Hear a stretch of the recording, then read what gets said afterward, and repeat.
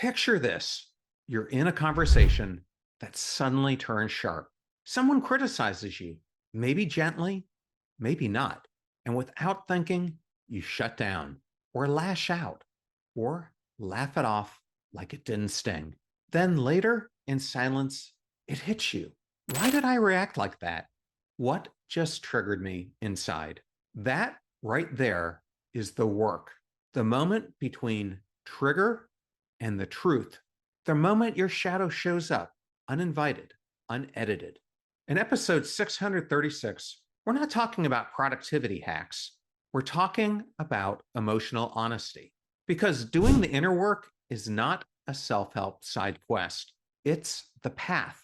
And if you've ever wondered why the same patterns keep repeating, or why self sabotage kicks in just as things start to go well, this episode is for you.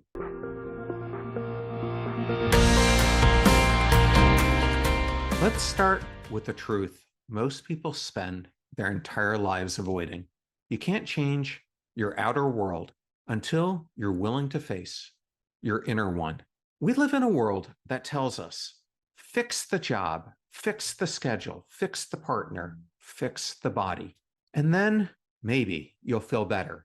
So we chase surface solutions. We optimize. We manage. We stay busy. But inside, the same fear, the same anger, the same shame, just with better lighting. That's the myth. If you just move fast enough, perform well enough, or achieve loud enough, the pain inside will stay quiet.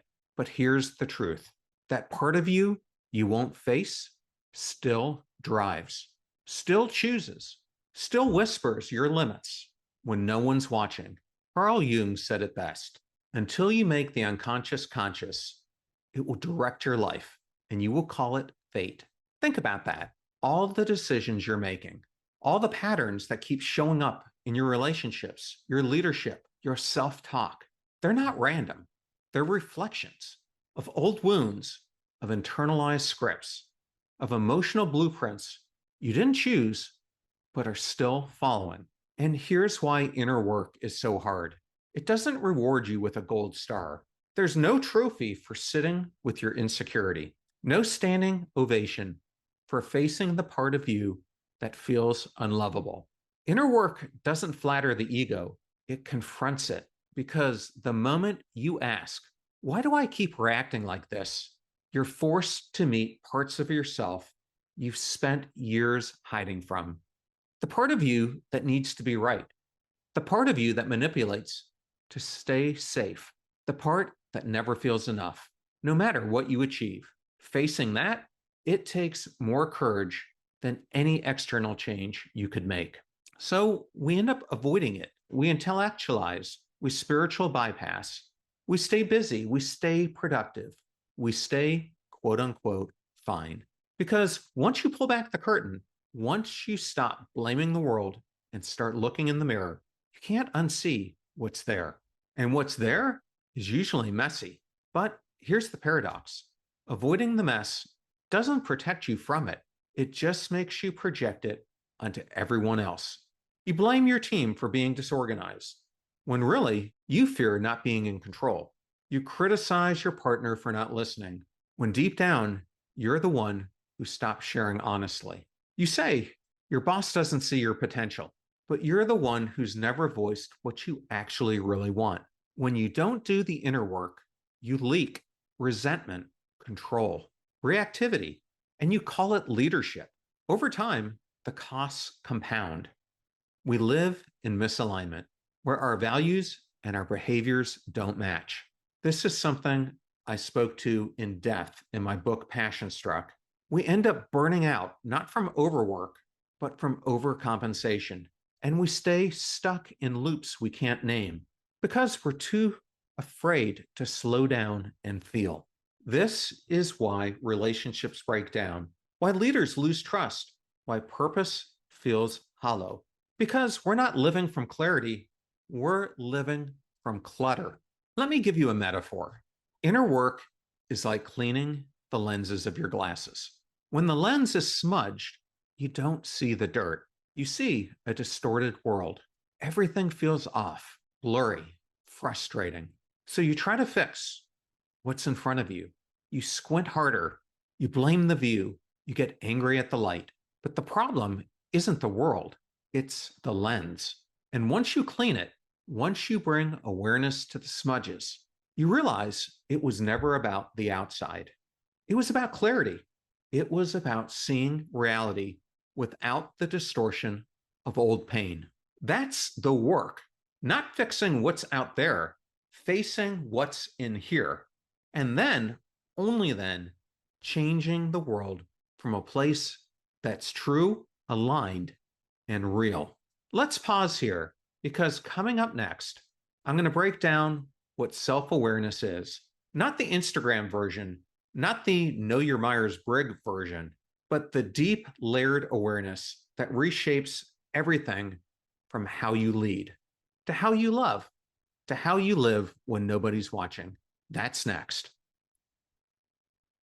Self awareness gets talked a lot about these days, but too often it gets watered down to something vague and surface level, like knowing your Enneagram type, or identifying as a type A, or saying, I just like to keep it real. That's not self awareness. That's personality profiling. Real self awareness is deeper. It's the capacity to see your own patterns clearly, compassionately, and without flinching. It's the ability to track what you're feeling, why you're reacting, and how your story is shaping your decisions in real time. Daniel Goleman, who helped popularize emotional intelligence, calls self awareness the cornerstone of it all. If you're not aware of what you're feeling, why you're feeling it, or how you're impacting others, he said, you'll keep operating on autopilot. And here's where Dr. Tasha Urich's work, whom I interviewed in episode 592, takes it a step further. She's an author and researcher who studied thousands of people. And she's found that while 95% of us think we're self aware, the actual number is about 10 to 15%. Let that sink in. Most of us are flying blind and don't even know it. So let's ground this. When I talk about doing the inner work, I'm talking about building 3 specific levels of self awareness. Level 1 is called narrative awareness, the story that you're telling yourself. What story am I living inside right now? This is the mental loop that explains the world to you, whether it's true or not. Narrative awareness is catching the voice that says, people always let me down. If I don't stay in control, everything falls apart. I have to earn love by being useful. These stories get written early by trauma, family dynamics, cultural scripts, and they become your default operating system. Let me give you an example. A former client of mine, let's just call him Marcus, was a senior leader who constantly micromanaged his team. He thought he had a delegation problem, but after one conversation, we uncovered the deeper story. He told me if I'm not in control, people will disappoint me and I'll be blamed. That wasn't a productivity issue. That was a childhood wound that got baked into his leadership. Once he could name the story, he could start to change it. Narrative awareness is the first crack in the autopilot. And this brings us to level 2, emotional awareness. What am I feeling right now? Not what I think I should feel, not what I want to perform. What's actually here? Most of us are taught to name 2 emotions, fine or overwhelmed. Everything else gets buried. But when you start building emotional granularity, when you can say, I feel dismissed, or I feel unworthy, or I feel powerless, you end up taking your power back. Because now you're not just reaching, you're reflecting. You're becoming conscious of what's driving you. And here's the kicker. The more language you build around emotion, the more flexibility you have in handling it.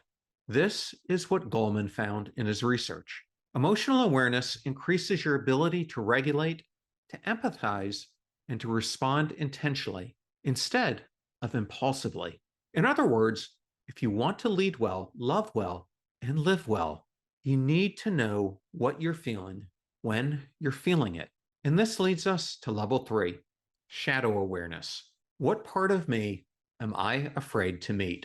This is the part of you you try to outrun, the needy part, the jealous part, the angry, insecure, petty, or manipulative part. Everyone has one. The question is, are you aware of it, or are you letting it steer your life in the dark? And this brings us back to something Kayla Shaheen talked about in our episode on Tuesday this week. You don't heal what you won't acknowledge, and you can't transform what you're still pretending isn't there. That hit me because I've seen it myself. Moments where I was showing up confident on the outside, but really, I was performing to avoid being exposed. Shadow awareness is the deepest layer of self awareness and the most powerful. Because when you're willing to look at what you've been hiding, that part of you stops controlling you. You don't have to pretend. You don't have to prove. You just have to integrate. And now that we've mapped the landscape of self awareness, let's talk about the level that most people resist the hardest, the shadow, the version of you you've tried not to be, the part of you you've worked overtime to outperform, outachieve, and outnumb. That's coming up in the next part of today's episode. But first, let's take a quick pause. If this episode is resonating with you and you want to go deeper, I want to remind you that there's a free companion guide available right now inside the Ignited Life newsletter on Substack. It includes self-awareness journal prompts, a full episode breakdown, and a set of shadow work exercises to help you apply what you're hearing today. Just head to theignitedlife.net to get access. Let's get specific. Shadow work shows up in subtle, everyday ways that feel normal until you start paying attention. For years, I was obsessed with preparation. Every interview, every conversation, I would over-prepare to the point of burnout. I told myself it was just professionalism. But if I'm honest, it was control. Beneath that drive was a deeper fear, one of being caught off guard, of not having the answer, of being exposed. That's the overachiever in shadow, someone who keeps achieving to feel worthy. But others carry different types of shadows. The peacemaker who silences their needs to keep harmony, but ends up losing their voice. The helper who gives endlessly to feel needed, but ends up resentful and unseen. And these shadows don't just show up in big moments. They sneak into your daily life like this. You rewrite an email 3 times just to sound good enough. You say, I'm good either way when you're not, because you're scared to rock the boat. You offer to help again, even when you're running on fumes. I've lived versions of all 3. These aren't flaws, they're survival strategies. But what once protected you starts to limit you. And unless you face the scared part of you, the one trying to keep you safe by controlling, avoiding, or performing, it will keep running the show. When you stop performing the shadow, people can finally connect with the real you. Shadow work gives you the insight, but insight alone isn't transformation. You can't just name the wound. You have to respond differently because of it.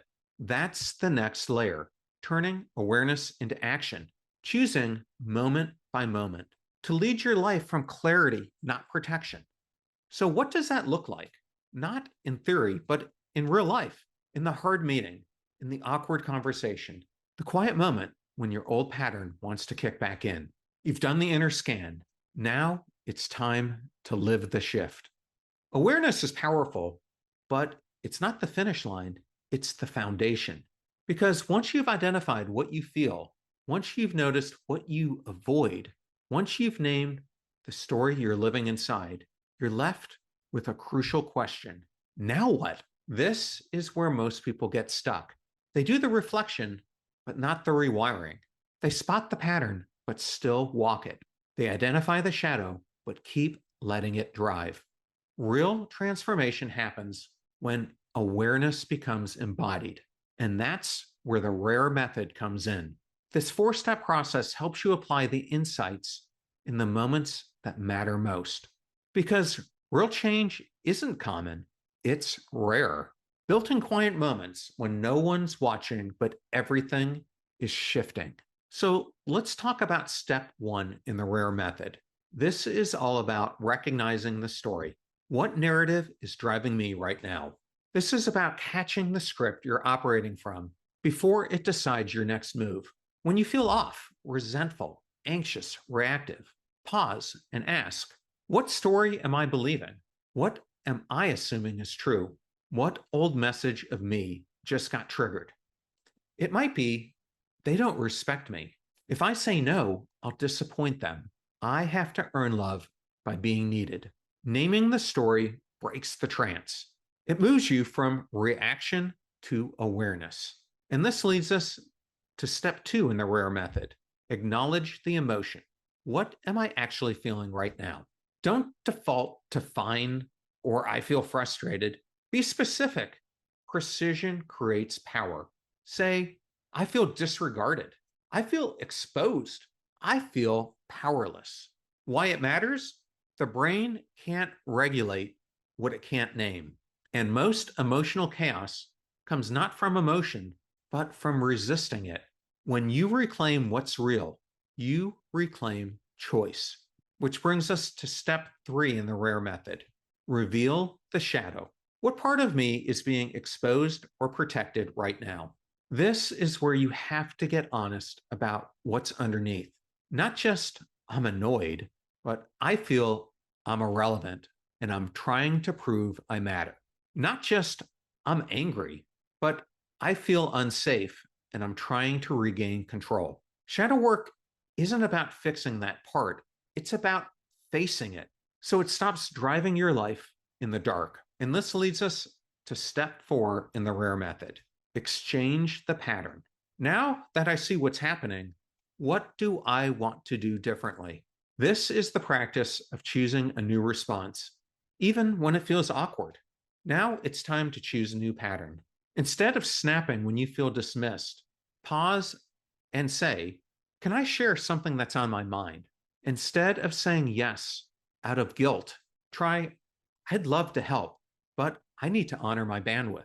Instead of defaulting to people pleasing, practice, here's what I actually need right now. That tension you feel, that's not failure. It's evidence that you're disrupting the loop. Here's the deeper truth. Doing the inner work doesn't just change your mindset, it changes your life and the lives of everyone whom you lead, love, and impact. Because the more self-aware you become, the more emotionally safe you become to your team, to your partner, to your kids, and most importantly, to yourself. When you stop judging your emotions, when you stop hiding from your shadow, when you stop abandoning your truth to earn love, you begin to trust yourself. And that trust becomes the foundation for everything else.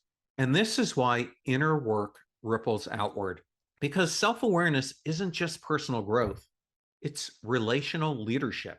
When you've done your inner work, people around you feel it. Parents stay present in hard moments. Friends own their impact without defensiveness. Leaders stop performing and start resonating. You don't need to fix everyone. You just need to stop projecting what you haven't faced. We live in a world obsessed with control, speed, and self-optimization. But beneath the surface, most people are exhausted, emotionally underdeveloped, spiritually hungry. We scroll more, but we feel less. We achieve more, but connect less. We talk about living our truth, but rarely sit still long enough to hear it. We've mastered the art of performance, but not the courage of presence. That's why inner work matters, not just for personal transformation, but for cultural restoration. Because a generation that avoids its emotions repeats its dysfunction. But a generation that learns to face itself, it starts to heal. One person, one moment, one breath at a time. And here's what becomes possible when you do this work. You stop clinging to outdated identities. You start creating from clarity, not chaos. You become a safer person for people to be around. You start attracting relationships that reflect your growth. You stop fixing and start expressing. You stop chasing worth and start trusting your own. Because the truth is, trust doesn't come from protection, it comes from presence. So let me ask you, what part of you have you avoided but are finally ready to meet? Maybe it's a truth you haven't said out loud. Maybe it's a pattern you're done repeating. Maybe it's a version of you that's been buried beneath performance, people pleasing, or pain. Whatever it is, this is your invitation not to perform, not to prove, but to come home to yourself and build your life from that place. Because the more honest you are with yourself, the more powerfully you show up in the world. Insight is powerful, but integration, that's where the transformation lies.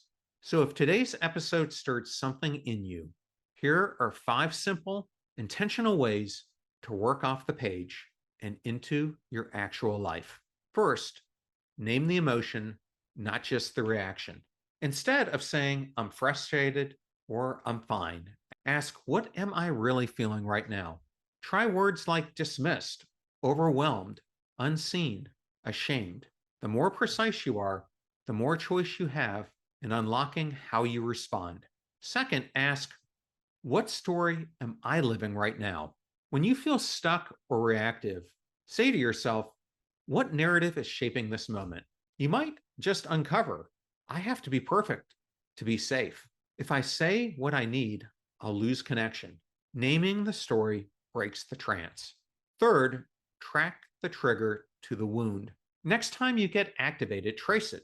What old part of me just got touched? This is shadow work in motion. You're not being dramatic, you're being honest with your history, which leads us to the fourth, own the projection. If someone really gets under your skin, try asking, is this really about them or something in me I haven't faced? This isn't about blame. It's about reclaiming your power and your part. And then fifth, use this journal prompt.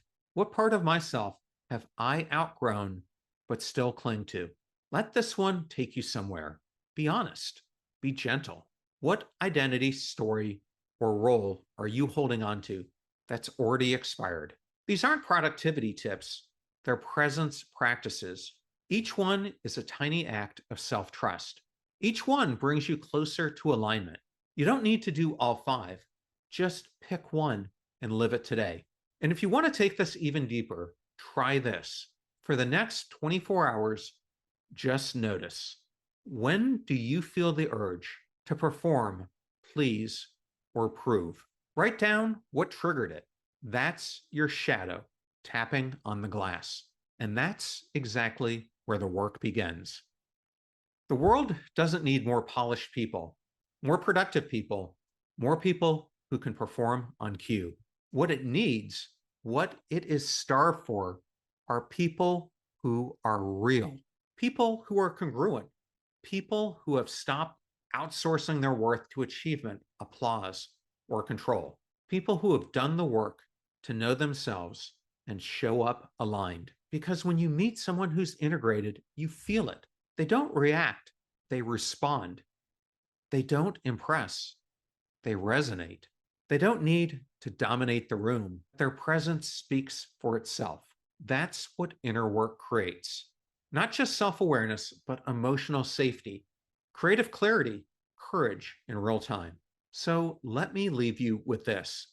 What kind of world could we build if more of us were brave enough to truly know ourselves, to stop performing and to start living from the inside out? That's the world I want to help create. And if you're listening to this, something tells me you do too. Now, don't miss our next exciting episode.